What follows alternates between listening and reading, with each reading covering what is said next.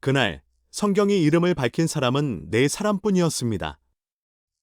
그중 하나가 들판에 쓰러졌습니다.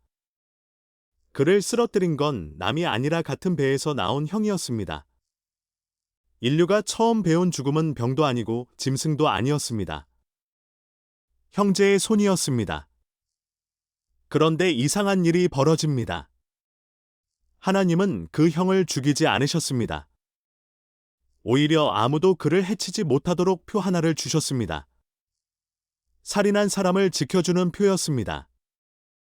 그 표가 무엇이었는지, 왜 주어졌는지는 이야기 맨 끝에 가서야 드러납니다. 성경 이야기 세 번째, 카인과 아벨입니다. 이야기는 그 들판보다 한참 앞, 낙원 밖의 첫 아침에서 시작됩니다. 흙먼지 냄새가 먼저 코에 닿았습니다. 가시던 불이 발목을 붙잡았고 땀이 눈으로 흘러들었습니다. 에덴의 문은 이미 등 뒤에서 닫혔습니다. 이제 사람은 일해야 먹을 수 있었습니다. 땅은 더 이상 거저주지 않았습니다. 그 척박한 땅 위에서 아이 둘이 자랐습니다. 첫째는 카인, 둘째는 아벨이었습니다.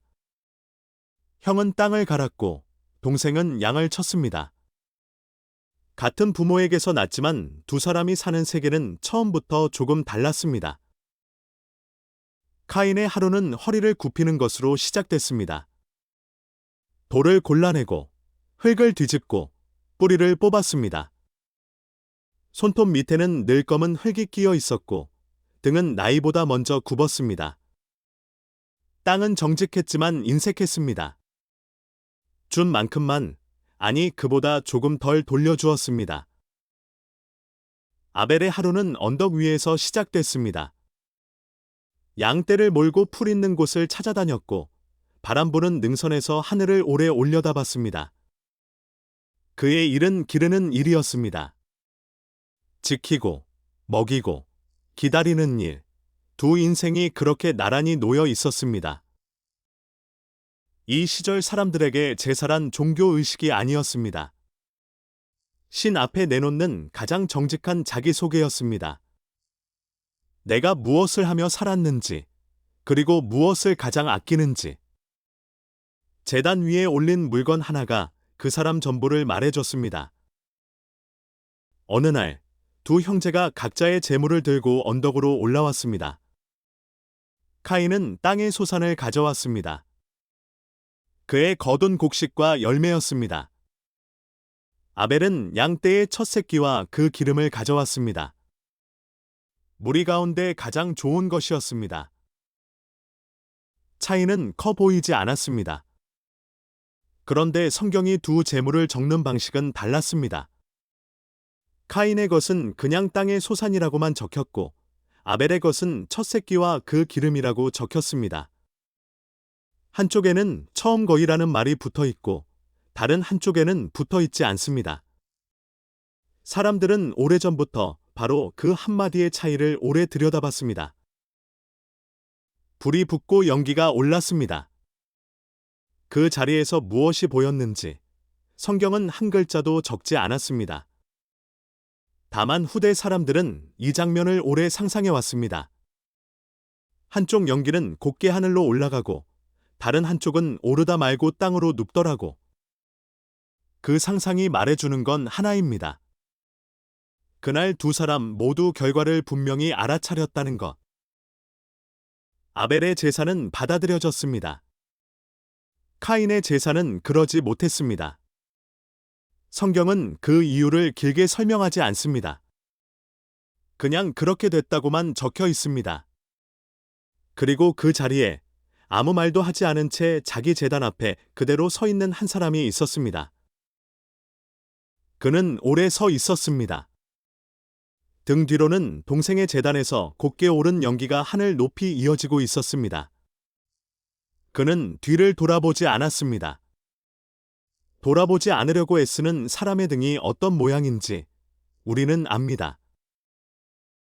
성경은 그때 카인의 마음을 딱 한 줄로 적습니다.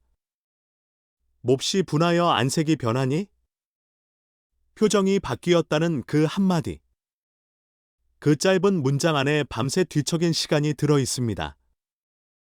동생을 볼 때마다 목구멍까지 올라왔다가 도로 삼킨 말들이 전부 들어 있습니다. 질투는 남을 미워하는 마음이 아닙니다. 남이 가진 걸 보고 내가 초라해지는 마음이죠.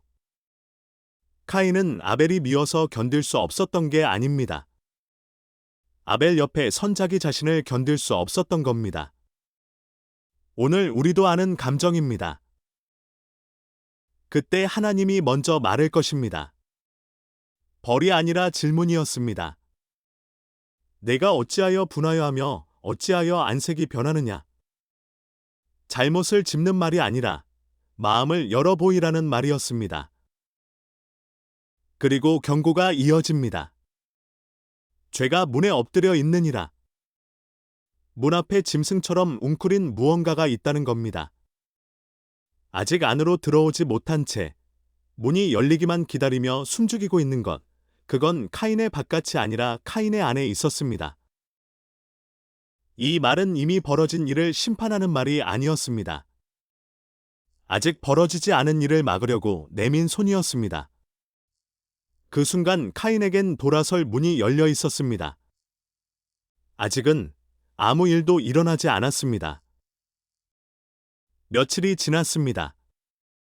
그러던 어느 날, 카인이 동생에게 말합니다.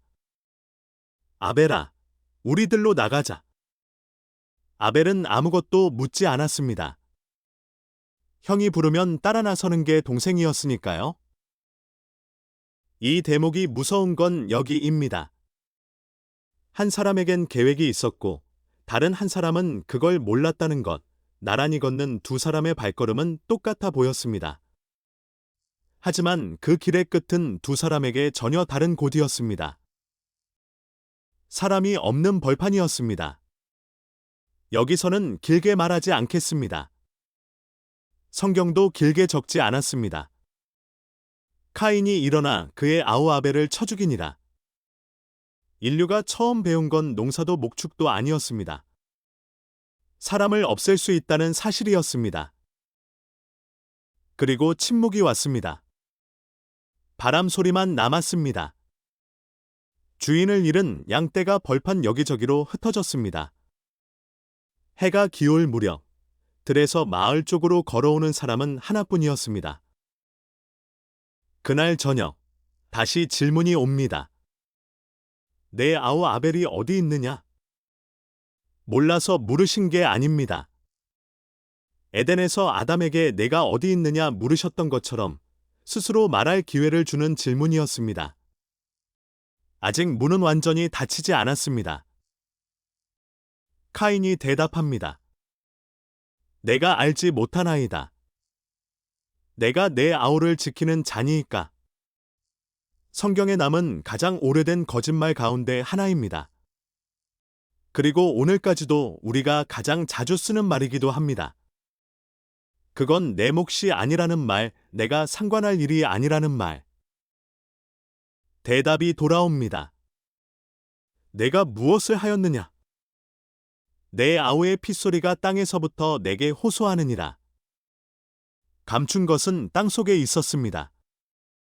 그런데 소리는 땅 위로 올라오고 있었습니다. 세상엔 묻어도 조용해지지 않는 게 있습니다. 선고가 내립니다.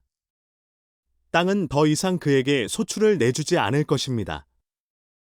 그는 정착하지 못한 채 땅 위를 떠도는 자가 될 것입니다. 농부에게서 땅을 빼앗는 벌, 가장 사랑하던 것으로 값을 치르게 하는 방식이었습니다. 그제야 카인이 무너집니다. 내 죄벌이 지기가 너무 무거우니이다. 나를 만나는 자마다 나를 죽이겠나이다. 카인이 처음으로 두려움을 입에 올립니다. 자기가 한 짓을, 자기가 그대로 당할까봐 사람을 죽인 사람이 이제 죽는다는 게 뭔지 아는 사람이 된 겁니다. 그런데 뜻밖의 대답이 돌아옵니다. 하나님은 그를 죽게 두지 않으셨습니다. 아무도 그를 해치지 못하도록 표를 주셨죠. 그건 사면이 아니었습니다. 평생 지고 다녀야 할 낙인이자 동시에 그를 살려두겠다는 약속이었습니다. 심판과 자비가 한 사람 위에 동시에 얹힙니다. 살아라. 그러나 잊지는 마라. 그 표의 뜻이 그랬습니다. 카인은 에덴 동쪽 넛 땅으로 떠납니다. 놋이라는 말은 떠돌미라는 뜻입니다. 떠돌미라는 이름의 땅에 그가 정착한 겁니다. 이야기는 판결로 끝나지 않습니다. 카인은 죽지 않았고 아벨은 돌아오지 않았습니다. 그 둘 다 사실로 남습니다.